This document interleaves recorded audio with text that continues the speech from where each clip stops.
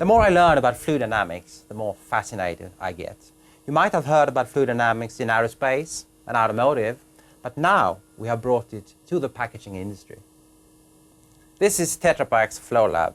In this lab, we develop some of the key technologies in our latest packaging solution, Tetra Pak Aseptic. This is the world's first aseptic carton bottle. A carton bottle is a difficult shape to sterilize. And to be able to do that, we use the most advanced technologies in fluid dynamics, laser-based visualization and simulation. Fluid dynamics is the science of fluids in motion. Most people thinking of fluids, they probably think about water or milk, as in our case, liquids.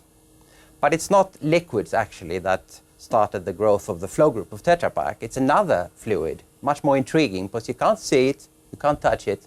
I'm speaking about air.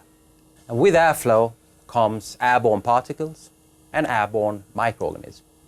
To create a sterile environment, we need to completely control airflow. Now, we were first in packaging industry to apply these technologies.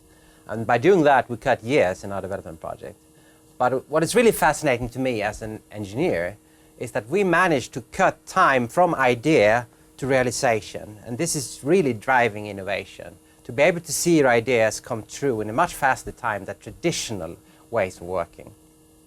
I did research studies in Lund University in food engineering and fluid dynamics. And a roommate of mine, who happened to work at Tetra Pak, went to the United States to do a PhD, and he asked me, why don't you take my position? So I got the job, and once here, I saw there was a tremendous potential of applying fluid dynamics to Tetra Pak. I did meet some initial skepticism, because Tetra Pak had traditionally been doing this sort of thing for 50 years with great success without this competence. But when the Tetra Pak Aseptic project came along, it was obvious that these technologies would speed up development and cut time to market substantially. Tetra Pak fosters innovation by being willing to take risk and have a long-term view. When we suggested fluid dynamics, the company had to take a lot of investments. We didn't know exactly where this would lead. But when the Tetra Pak Aseptic project started, we were ready.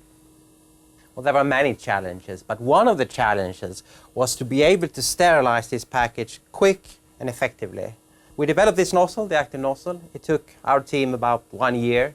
It sterilizes the inside as well as the outside. And the same nozzle is also protecting the aseptic zone in the machine with sterile airflow. Perhaps you've heard about the butterfly effect.